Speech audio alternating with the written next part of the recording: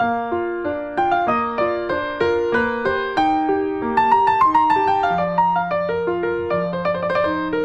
les gens, c'est parti pour la première vidéo lecture de cette année 2018. Je ne vais vous présenter qu'un seul roman parce que au cours de cette première semaine, je n'ai lu qu'un seul roman. J'ai lu beaucoup d'autres livres et ouvrages pendant le week-end, mais ce sera l'objet d'une autre vidéo spécifique. Et par contre, je vais profiter du coup de celle-ci pour vous présenter quelques chiffres, ou plutôt pour vous présenter en quelques chiffres mon année livresque 2017.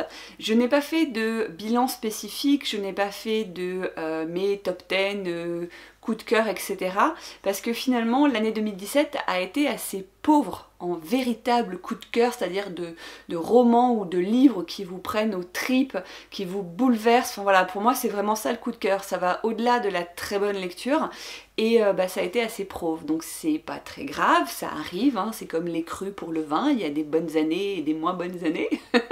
Et puis je pense que comme j'ai lu beaucoup plus, j'ai peut-être été également plus critique envers les romans qui sont passés entre mes mains, c'est possible. Bref, je vous parle aujourd'hui de Bleu et ensuite je vous reparle très rapidement d'un livre dans plusieurs catégories pour l'année 2017. Comme ça, si jamais les bilans et tout ça, ça vous intéresse pas, vous vous arrêtez à Bleu, on n'en parle plus, on se retrouve la semaine prochaine et tout va bien. Je vais donc vous parler de Bleu que je vous insère ici parce que je l'ai déjà rendu à la médiathèque et je vous le dis tout de suite, je vais être un petit peu moins spontanée dans ma présentation pour ce livre parce que je suis très fatiguée en ce moment, j'ai l'impression de me répéter à chaque vidéo, mais voilà, le fait est que j'ai du mal à garder des choses en mémoire, donc j'ai pris des notes pour vous en parler parce que franchement ce livre vaut vraiment le détour. C'est un roman jeunesse, je pense qu'on peut le classer en dystopie, même si j'ai toujours un doute quand j'emploie ce mot. L'histoire est hyper intéressante, traitée très simplement au niveau de la narration, parce que pour le coup je pense que ça s'adresse vraiment à un public jeunesse et donc pour moi ça manque un petit peu de subtilité et de profondeur au niveau des sujets abordés, et en même temps les sujets abordés intéressants sont nombreux et j'avais peur d'en oublier, donc j'ai préféré les lister. Donc si vous voyez que je lis sur cette vidéo, c'est tout à fait normal, j'ai pris des notes, j'espère que vous ne m'en voudrez pas. Et si vous m'en voulez, eh ben tant pis.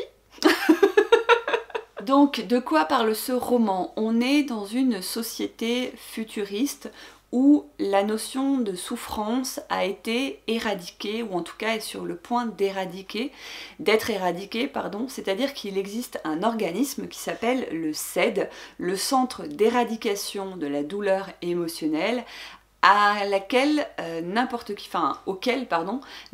qui peut faire appel pour effacer une mauvaise sensation, une mauvaise émotion. Par exemple, si vous avez, je sais pas moi, une rupture amoureuse, si vous vous faites licencier, si vous avez un accident, etc. Le CED peut intervenir pour éradiquer la douleur. Vous gardez le souvenir de l'événement, mais pas tout ce qui est associé. Et donc c'est dans cet univers qu'évolue Silas, qui est un jeune homme de 15 ans. Il a une petite amie qui s'appelle Astrid, ils sont absolument fous amoureux et ils ont autour d'eux donc leur famille respective ainsi que des amis qui sont... Alors il y a Marion et il y a, j'ai oublié son nom, Mathieu, Benjamin. Voilà. Et il va se passer quelque chose de terrible, que bien sûr je ne peux pas vous dire sinon je vous nique l'histoire, mais il va se passer quelque chose d'horrible qui fait que Silas va, contre son gré, passer entre les mains du CED et du coup oublier toutes les émotions liées à cet événement. Et à partir de là va se poser la question finalement, est-ce que la souffrance est nécessaire ou pas à l'être humain? Donc pour un roman jeunesse, rien que ça, je trouve que c'est déjà une question philosophique qui est un peu high level. Et elle va permettre d'évoquer plein d'autres sujets que je vais donc vous donner en vrac. Il y a la notion de qu'est-ce qui fait le bonheur, puisque ces personnes, au-delà d'évoluer dans une société où on peut effacer la souffrance, évoluent aussi dans une société autour d'un réseau, qui est clairement une critique ou en tout cas une représentation des réseaux sociaux tels qu'ils sont en train d'émerger depuis une dizaine d'années, où là c'est carrément le réseau qui prend comment dire, le contrôle de votre vie à tel point que si vous êtes en train de dormir, il faut préciser que vous êtes en train de dormir, que si vous ne vous connectez pas, vous prenez le risque que quelqu'un de votre famille ou de votre entourage vous envoie le CED, parce que si vous ne vous connectez pas, c'est que ça ne va pas, donc il faut absolument faire quelque chose avant qu'il vous arrive malheur. C'est quelque chose d'extrêmement présent, d'extrêmement pesant, d'extrêmement lourd, et c'est très bien retranscrit au niveau de l'histoire. On a également la notion de l'impact de la publicité, ce qu'on appelle en marketing le fameux temps de cerveau, qui est évoqué plusieurs fois et de façon très intelligente. On a aussi le développement des simulations réelles par rapport aux sensations, par rapport aux capteurs sensoriels, ce genre de choses. On a aussi la nécessité d'apprendre à gérer ses émotions, avec le côté si je puis dire négatif de finalement je suis dans le paraître et non pas dans le être, et la notion aussi de choix, puisque les enfants sont obligés de passer par le CED quand ils souffrent, mais les parents, eux, en tant qu'adultes majeurs, peuvent choisir de le faire ou non, et du coup grâce aux parents on a des points de vue différents sur la question. Et enfin, il y a également la notion de l'appropriation d'un média, et c'est vraiment ce qui m'a plu le plus, parce que finalement ils vont réussir à utiliser un système qui est perverti pour alerter les gens sur ce même système. Donc il y a une espèce d'inversion de roue, si je puis dire, entre l'effet négatif et l'effet positif. Et voilà, il y a tout ça. Je vous dis, c'est un roman qui est très très riche, sur un roman qui est assez court, parce qu'il fait 300 et quelques pages, je crois, écrit dans un style Stein. Vous voyez, hein, quand je vous dis que ça bug, écrit dans un style simple, hey, ça marche mieux. Et moi j'ai beaucoup aimé, vraiment j'ai beaucoup aimé, donc je vous le conseille. Voilà, vous attendez pas à de la grande littérature ni à de la grande réflexion, mais pour un roman qui pourrait être lu par des adolescents, je sais pas moi, de 12-15 ans, je trouve ça assez chouette parce que ça peut amener encore une fois de belles discussions, donc j'aurais plutôt tendance à le conseiller. Maintenant que tout est dit pour Bleu, je prends aussi mes notes pour le bilan 2017 en termes de lecture. Alors, je me suis servi de mes stats sur Livre Addict, j'ai retiré tout ce qui était abandon, que j'ai un petit peu lu ou beaucoup lu, j'ai retiré ce que j'appelle des lectures survolées, où vraiment j'ai pu commencer à lire un livre, j'ai effectivement lu la fin, mais j'ai sauté un beau tiers du bouquin, et j'ai retiré certaines relectures quand c'était peut-être la 3e ou 4e fois que je relisais le livre. Quand c'était une 2e fois et que je l'ai relu vraiment avec sérieux, je l'ai gardé. Mais il y en a 2 ou 3 sur des romans relativement courts par exemple que j'ai viré parce que je suis pas à 100 pages près, et voilà. D'ailleurs je n'ai pas compté mon nombre de pages hein, pour information. Donc dans le détail, si ça vous intéresse, j'ai donc lu 188 livres en 2017, dont le plus gros chiffre, ce sont les romans, tout confondus, donc jeunesse, contemporain, adulte, tout ce que vous voulez. J'en ai lu 79. En plus de ces 79 romans, le deuxième chiffre derrière, ce sont ce que j'ai appelé les graphiques, donc j'en ai lu 54. Et dans graphiques, il y a aussi bien les bandes dessinées, les comics, les mangas et les albums jeunesse, mais finalement sur ces 54, ce qu'il y a le plus, je pense, ce sont des albums jeunesse et des bandes dessinées plutôt classiques. Il y a également 22 autobiographies, biographies, témoignages qui, vous le savez, est mon genre favori. J'ai essayé de m'en éloigner un petit peu cette année pour me concentrer un peu plus sur du contemporain et pour découvrir différents thèmes, différents genres. C'était un peu mon objectif personnel. Donc voilà. J'ai lu également 17 livres de développement personnel pur et dur. Et dans les tout petits chiffres, j'ai lu 8 essais. J'ai lu 5 recueils de nouvelles, 2 pièces de théâtre et un conte. Voilà, le tout petit chiffre, c'est le un conte. Je sais même plus ce que c'était d'ailleurs, mais bon, bref, j'ai lu un conte. Voilà. Et donc ce que je vous disais en introduction, c'est que finalement il y a eu assez peu de véritables coups de cœur, mais j'ai quand même essayé de vous trouver des catégories. Je les ai déjà, donc il y a 4 catégories, il y en a 3, je vous les ai déjà présentées dans des points lecture, dans des C'est lundi que lisez-vous. Si je retrouve les vidéos, j'essaie de vous les insérer dans le petit en haut, je sais plus si c'est à droite ou c'est à gauche, mais je vous les insère. Et si je les retrouve pas, et bah c'est pas très grave, contentez-vous peut-être d'aller voir la fiche de lecture sur Livre Addict ou Babelio ou Goodreads, ce que vous voulez, pour voir si le sujet pourrait vous intéresser.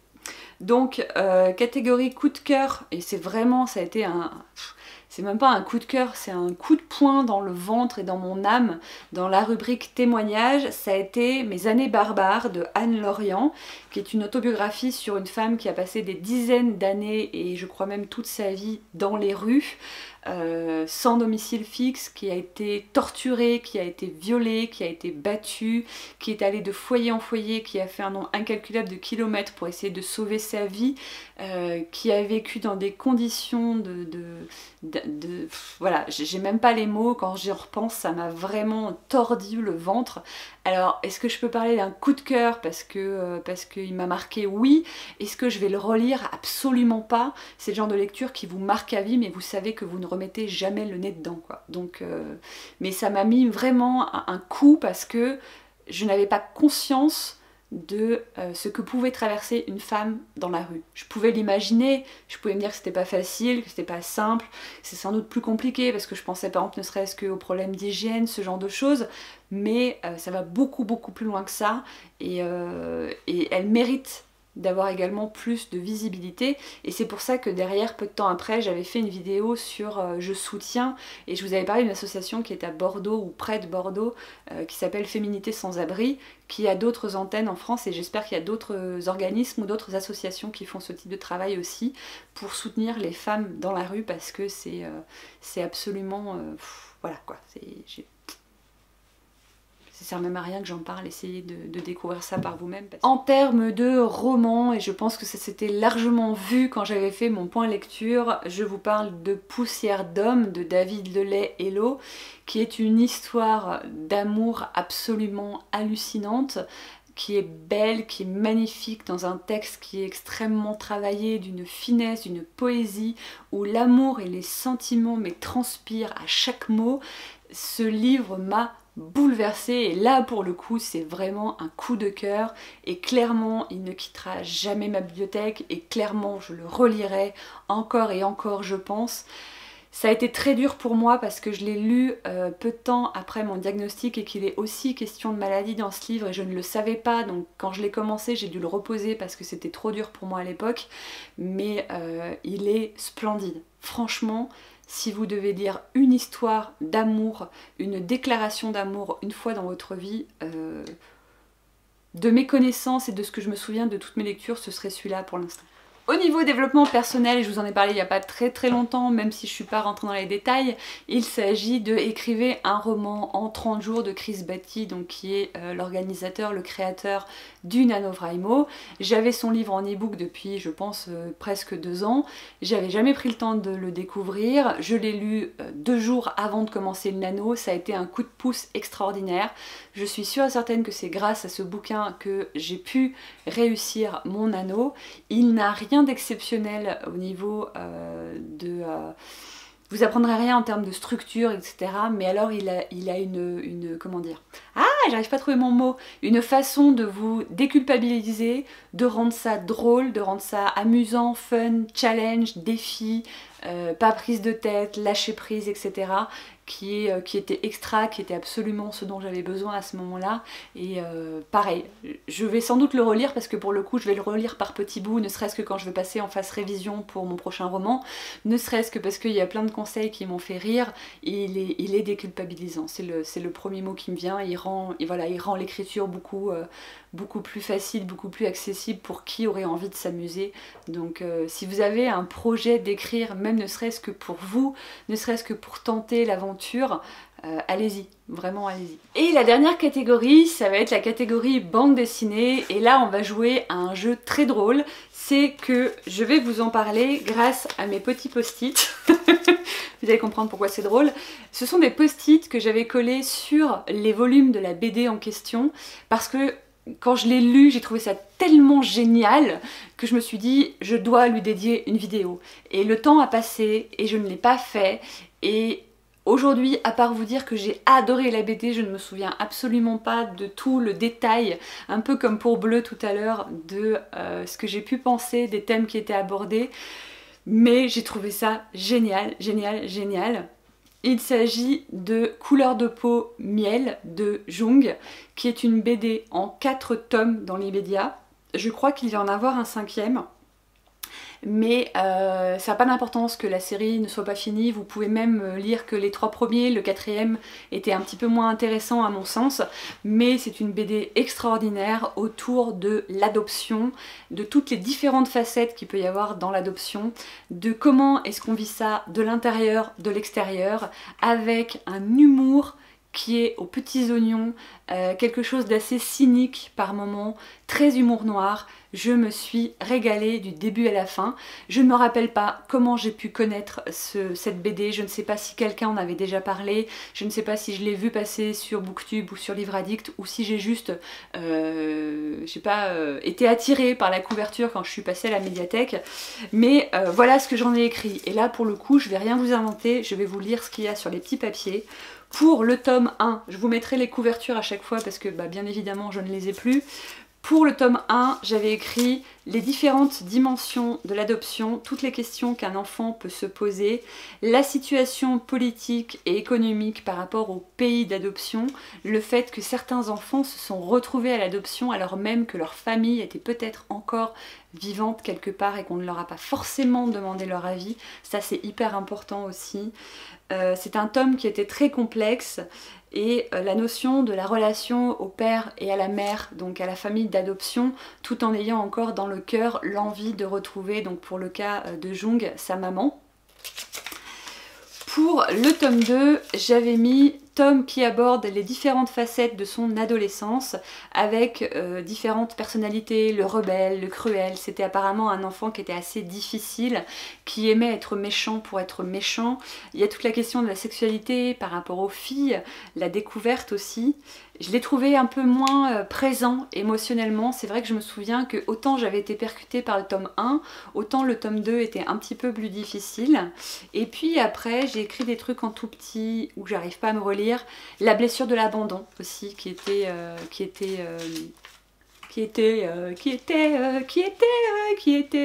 abordée.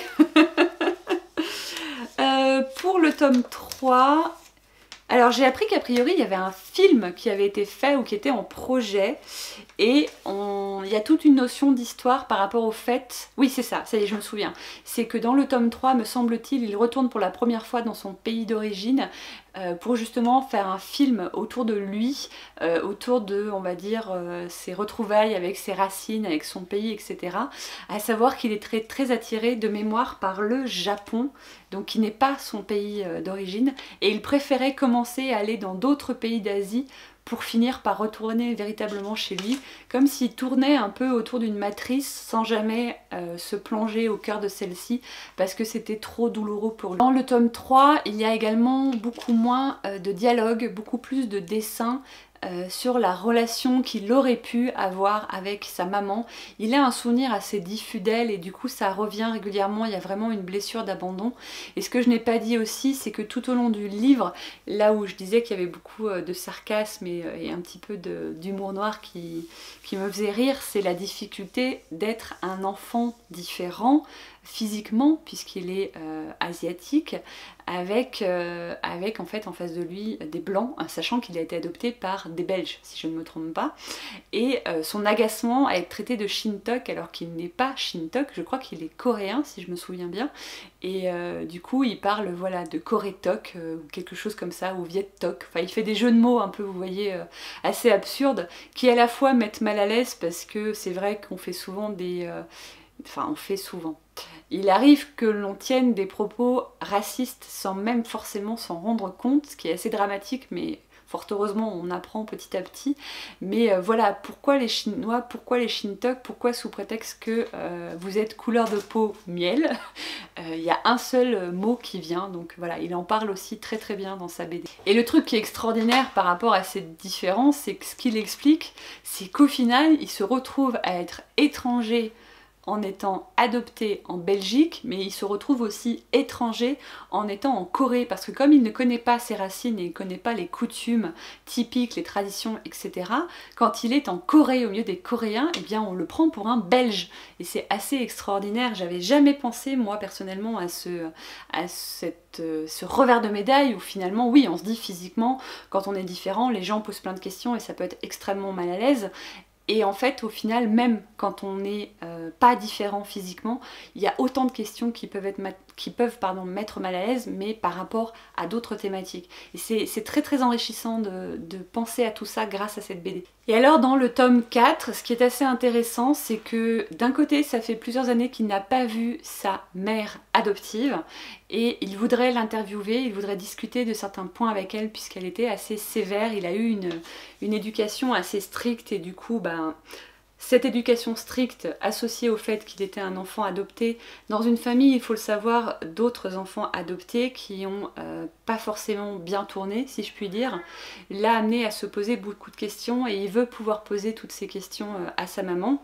Et dans ce tome 4, il y a aussi pas mal de travail d'interview et d'analyse sur l'auteur, et ça donne un tome qui pour moi est détaché des 3 précédents, qui apporte un éclairage nouveau sur l'auteur, mais sans forcément apporter grand chose à l'histoire en tant que telle, si vous voulez la lire, si je puis dire, pour le plaisir. Je pense que si je vous l'avais présenté au bon moment, j'aurais encore eu plus de choses à dire, mais finalement ça en fait déjà pas mal. Mais si vous la trouvez, j'ai envie de vous dire, c'est comme pour les autres livres dont je viens de vous parler là, que ce soit Mes années barbares, que ce soit j'ai oublié les noms parce que je suis fatiguée, ou que ce soit donc Couleur de peau, miel, allez-y sans vous poser de questions, c'est vraiment des bouquins qui pour moi valent le coup. Voilà, je crois que j'ai tout dit. Cette semaine, je vous ferai, je pense, une autre vidéo que je vous posterai jeudi ou vendredi, on verra, sur mes objectifs, entre gros guillemets, je vous explique dans la vidéo pourquoi, pour 2018, parce que je la fais tous les ans depuis 3 ans maintenant, c'est quelque chose que je fais dans ma vie depuis... depuis longtemps maintenant, 6 ans presque, hein, qui est important pour moi, qui est un rituel, donc je le partage avec vous. Et puis c'est reparti pour une nouvelle année. J'espère que de votre côté tout va bien et je vous dis à bientôt. Ciao!